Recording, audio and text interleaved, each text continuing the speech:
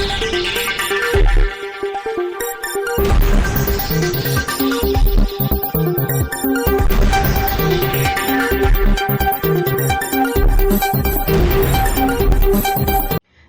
દર્શક મિત્રો, શિરોડ સમાચારમાં આપ સૌનું હાર્દિક સ્વાગત છે। અંકલેશ્વર શહેર જીઆઈડીસી તેમજ ગ્રામ્ય વિસ્તારોમાં 7 થી વધુ વોલેન્ટિયર્સ ટીમ કામ કરશે। પક્ષીએ સવારે ખોરાકની શોધમાં નીકળવા તેમજ સાંજે પરત આવતા સમય પતંગ બને ત્યાં સુધી ન ઉડાવવા અપીલ કરાઈ છે। અવકાશી યુદ્ધનું પર્વ એટલે ઉત્તરાયણ પર્વ જેમ જેમ નજીક આવી રહ્યું છે તેમ તેમ પતંગ રસિકોમાં ઉત્સાહ જોવા મળી રહ્યો છે। તો બીજી બાજુ પતંગની મજામાં દોરીથી નિર્દોષ પક્ષીઓ ઈજાગ્રસ્ત થતા હોય છે, જેના કારણે સરકાર દ્વારા કરુણા અભિયાનની શરૂઆત કરવામાં આવતી હોય છે, જેના ભાગરૂપે ભરૂચમાં પણ 10 જાન્યુઆરીથી 20 જાન્યુઆરી સુધી કરુણા અભિયાન 2024નો પ્રારંભ કરવામાં આવ્યો હતો। કરુણા અભિયાન હેઠળ પતંગની દોરીથી ઈજા પામતા પક્ષીઓને તાત્કાલિક સારવાર મળી રહે અને નિર્દોષ પક્ષીઓના જીવ બચાવી શકાય તે હેતુથી અંકલેશ્વરમાં 7 થી વધુ વોલેન્ટિયર ટીમો કાર્યરત બની છે, જે અંતર્ગત પતંગની દોરીથી ઈજા પામતા પક્ષીઓને તાત્કાલિક સારવાર મળી રહે તે કેવા પ્રકારની સારવાર આપવી, ઉત્તરાયણ પર્વ દરમિયાન તાલુકા અને જિલ્લા કક્ષાએ લોકોમાં જાગૃતિ આવે તે માટે રેલી યોજવામાં આવશે। ચાઇનીઝ દોરીનો ઉપયોગ ન કરવો જોઈએ તાલીમ યોજાય છે, જેમાં વન વિભાગના સ્ટાફ, વિવિધ જીવદયા સંસ્થાના આગેવાનો સહિત શાળા અને કોલેજના વિદ્યાર્થીઓ જોડાયા હતા।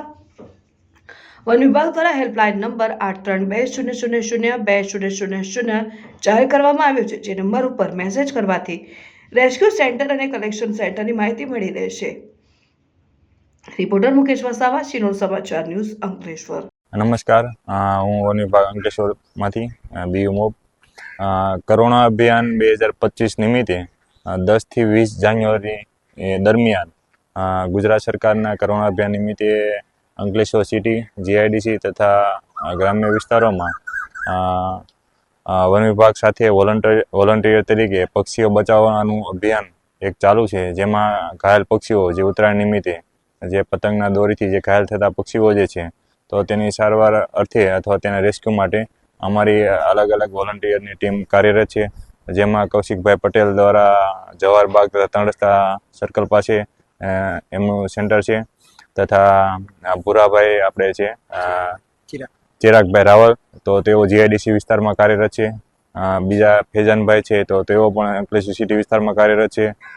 સંજયભાઈ પટેલ છે તો તેઓ અંદાળા વિસ્તારમાં કાર્યરત છે। પછી કમલેશભાઈ પટેલ છે તો તેઓ ગાયત્રીનગર અને એટલા વિસ્તારમાં સિટી વિસ્તારમાં કાર્યરત છે। તેવી રીતે અલગ અલગ અમારી વોલન્ટિયરની ટીમ કાર્યરત છે અને જીઆઈડીસી વિસ્તાર તથા અંકલેશ્વર સિટી વિસ્તારમાં બેનર થકી અમે લોકોને જાણ કરેલ છે અને એમાં નંબર પણ આપેલ છે, હેલ્પલાઇન નંબર આપેલા છે, જેમાં 832000 એ હેલ્પલાઇન નંબર છે। તેની ઉપર કોઈ પણ ટેક્સ્ટ મેસેજ કરો તો તમને આજુબાજુના જે રેસ્ક્યુ સેન્ટર છે તો તેની નજીકના રેસ્ક્યુ સેન્ટરની માહિતી પણ તમને મળશે।